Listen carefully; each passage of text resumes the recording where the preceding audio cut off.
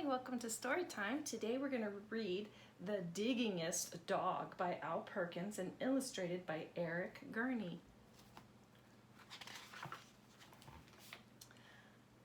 I was the saddest dog you could ever see. Sad because no one wanted me. The pet shop window was my jail. The sign behind me said, "For sale."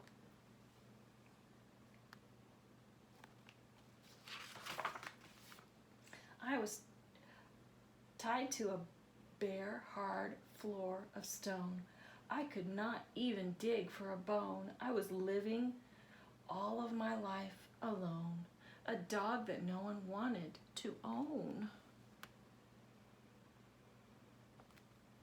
And then one day at 4:30, Sammy Brown came in the door. Sam took one look at me and cried, "Why are you tied up here inside?"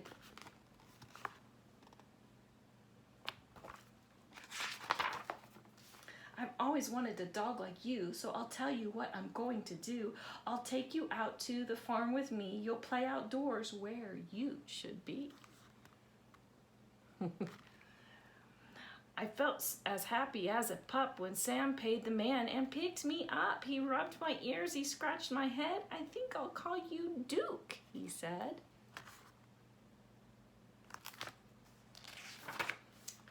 Sam gave me a collar, he gave me a lead. We left that shop at tremendous speed. Look at how fast they're going. We went a long way out of town. We came to the farm of Sammy Brown. It was the nicest place I'd ever seen, a pretty white house in a field of green, and in the shade of the apple tree, a special dog house just for me. You see the doggy house?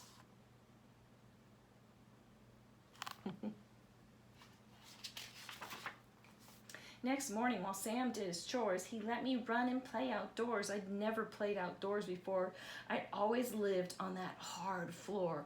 I'd never run on nice soft ground. Now I barked with joy as I ran around.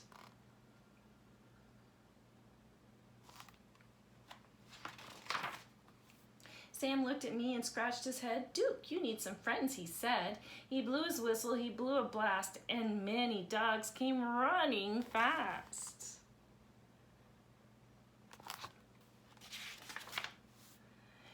I'd never met a dog before. Now I was meeting 6 or more. They walked around and looked at me. They looked me over carefully. Then at last I heard them say, "He's one of us. He'll be okay."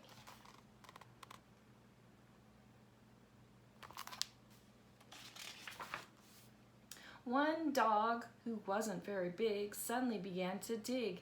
The others started digging too, but that was something I could not do. I'd never learned to dig in that store. How could I on that hard stone floor?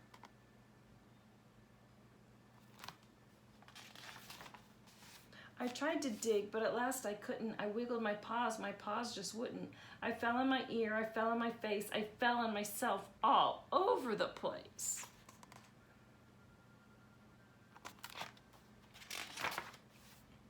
The other said, "Duke may be big, but he's no good. He cannot dig." They stuck their noses in the air. They walked away. They left me there. Oh, poor Duke. "I'll teach you, Duke," cried Sammy Brown. "I'll show you how to dig deep down." He crouched beside me with his hands. He dug a hole in a pile of sand. I tried it too, but still I couldn't. I wiggled my paws just wouldn't. I'd never learned to dig in that store. How could I on that hard stone floor?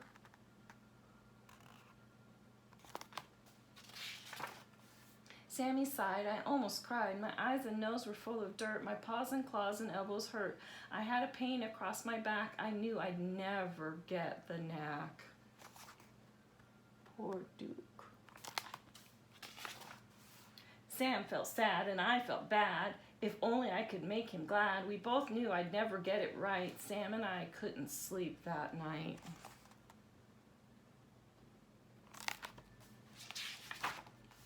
So when the sun rose in the sky, I thought I'd give it one more try. I wiggled one paw. I saw it could. I wiggled the other. I saw it would. I could dig with my paws. I could dig with my claws. I felt no pain across my back. I knew at last I had the knack.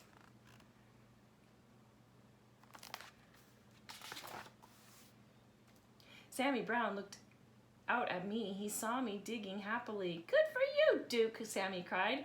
I knew you'd do it if you tried. So I dug farther, I dug faster, I dug and dug to please my master.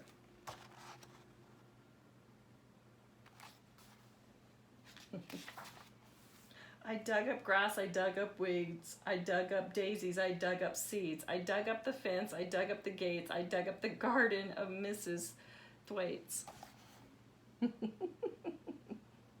Making a mess, isn't he? I dug up the rooster, I dug up the hens, I dug up the sheep and pigs in the pen. I dug and dug, I couldn't stop. I dug up the barber in his shop. I dug up Mr. Rodney Thayer sitting in the barber's chair.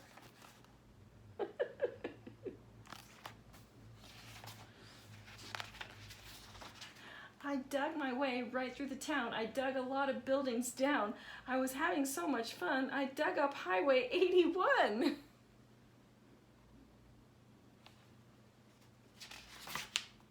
I came to a hill, I dug to the top, but all of a sudden I had to stop. Right in front of me, looking down, there stood my master, Sammy Brown.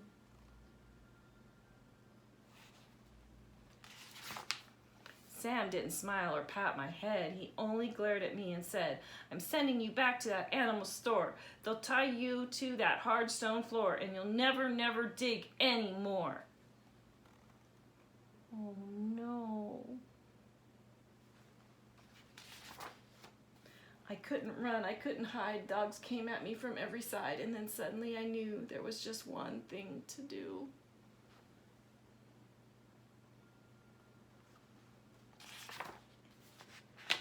I ran away from Sammy Brown. I dug a hole and went straight down. I left him standing up on top. I dug and didn't stop.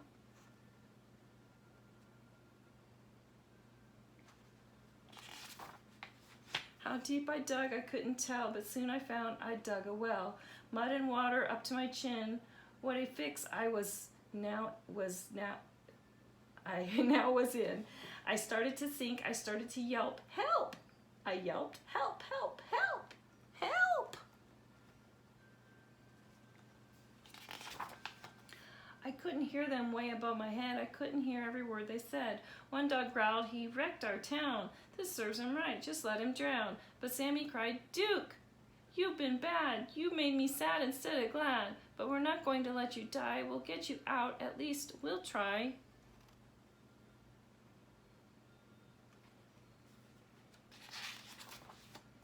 Then at last I heard him shout, maybe we can pull you out.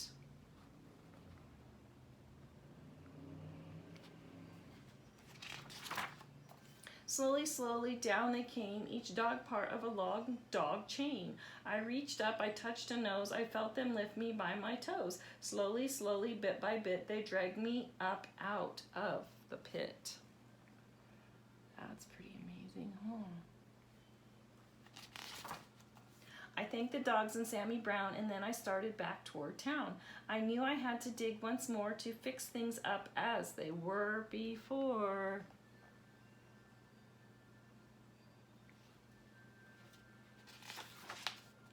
That's what I did. I dug back gates. I dug back the garden of Mrs. Thwaites. I dug back the roosters and the hens. I dug back all the pigs and their pens.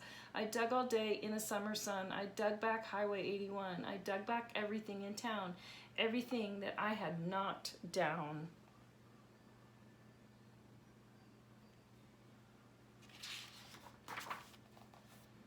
Today when I dig, well, I'm careful now. I'm useful too.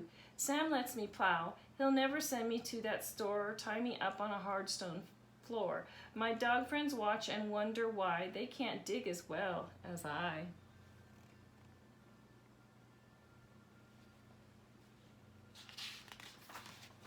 The end. I hope you enjoyed The Digging-est Dog by Al Perkins. Have a great day. Don't forget to read.